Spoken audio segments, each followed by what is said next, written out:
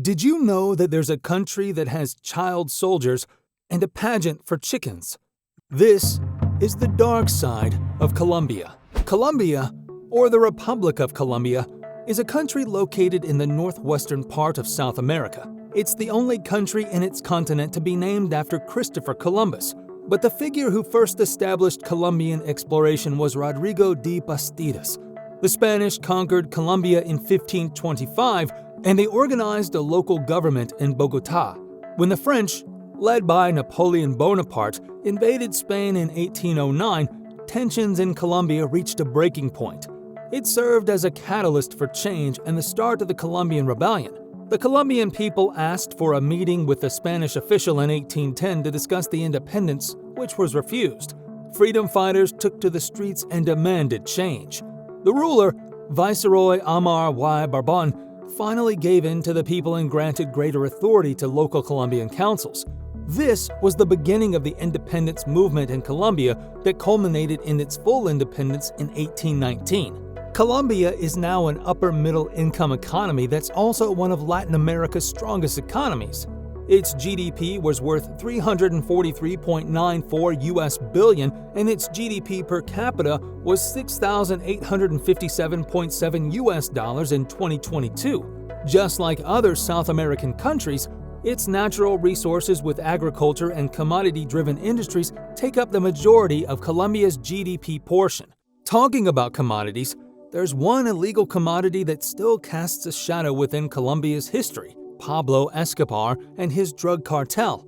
At its peak, the popular figure dominated the drug trade and earned an estimated $420 million a week. This makes him one of the wealthiest people in the world. He was so rich that Escobar offered to pay for Colombia's debt worth $10 billion if he was given an exemption for any of his crimes.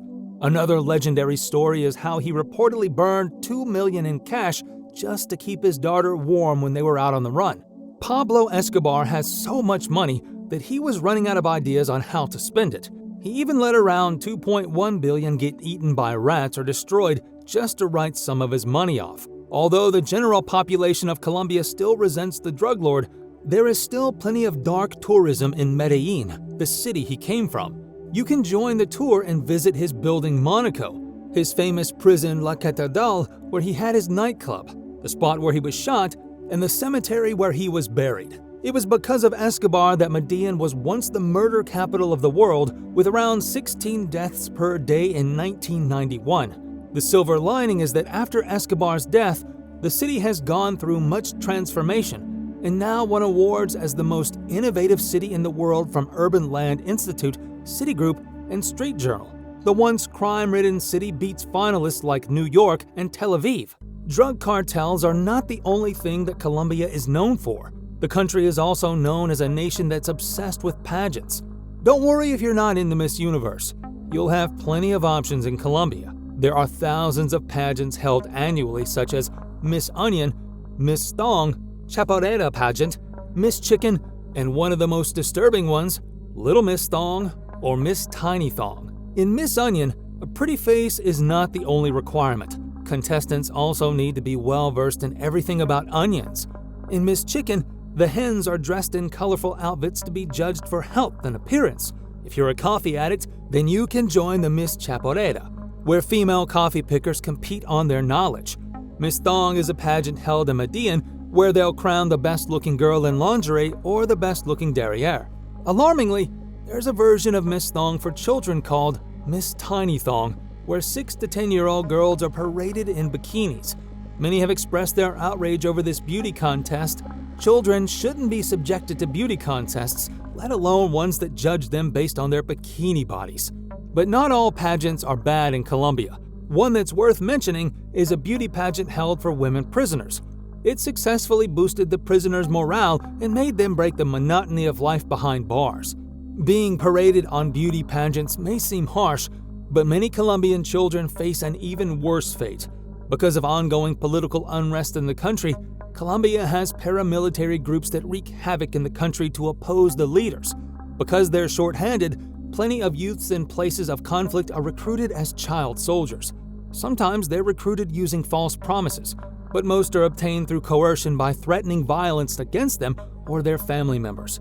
These children are forced to become combatants and fight on the front lines. Others are used as cooks, messengers, or even suicide bombers. This practice has been going on for more than 60 years in the country, and there are an estimated 14,000 child soldiers in Colombia. The target are those living in the poorest neighborhoods in large cities or the most destitute of rural areas. Fortunately, the government has recognized this problem and is combating the recruitment of child soldiers through policies. There are also international organizations that help the Colombian government by building playgrounds and schools and giving access to work. That way, the children can have another option to make money.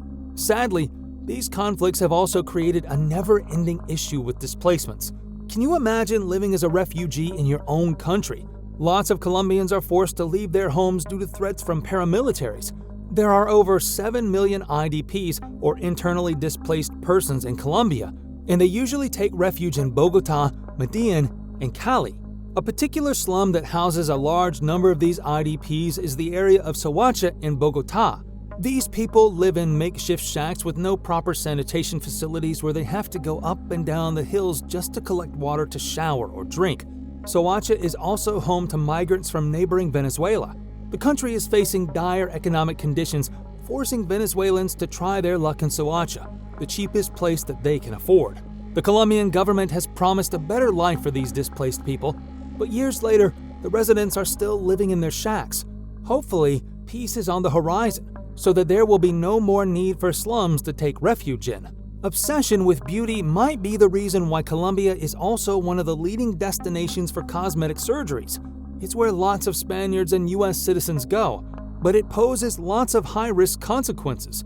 Tens of thousands of foreigners are flocking to cities such as Bogotá, Cali, and Medellín for plastic surgeries as medical tourists. What they don't know is there's a lack of laws and regulations in the country. Sometimes these patients even end up at the hands of general physicians or a dentist. According to the law, people can easily obtain shorter medical school degrees from overseas, and they get licensed to carry out plastic surgery with the blessing of the Ministry of Education. One particular case is a victim of a botched surgery that was operated by a doctor who enrolled in an express course at a university in Brazil. As it turns out, dozens of Colombian doctors had enrolled in universities in Brazil, Peru, and Argentina for short courses on cosmetic surgery. Some were even online. These courses were not under the supervision of medical schools, nor are they even valid for surgery. The fraudulent doctors then paid bribes to the Colombian Education Ministry to register them legally. There are also backdoor clinics that use cheaper, illegal substances. Many plastic surgeons in Colombia offer combo surgeries at a cheaper price where you do multiple surgeries at once. These procedures increase health risk for patients, which is why some have died due to pulmonary embolism or a heart attack during or after surgery. Colombians are now demanding stricter regulations on the sector, but there's still a long way to go. Colombia is not just known for its beautiful women. It's a place where you can find the gemstone that's beloved by everyone from Spanish conquistadors to pharaohs, emerald. The country is the world's top producer, and it has paid a heavy price.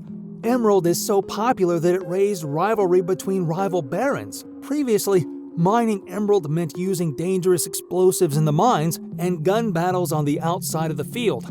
The Green War happened from the 1980s to the 1990s, until the Catholic Church finally put a stop to it and forged a tenuous peace between parties. The conflict killed around 3,500 people. After the death of rival families, the emerald industry was bought out by foreign investors who made improvements in the process. This ensures better sustainability and working conditions for their employees.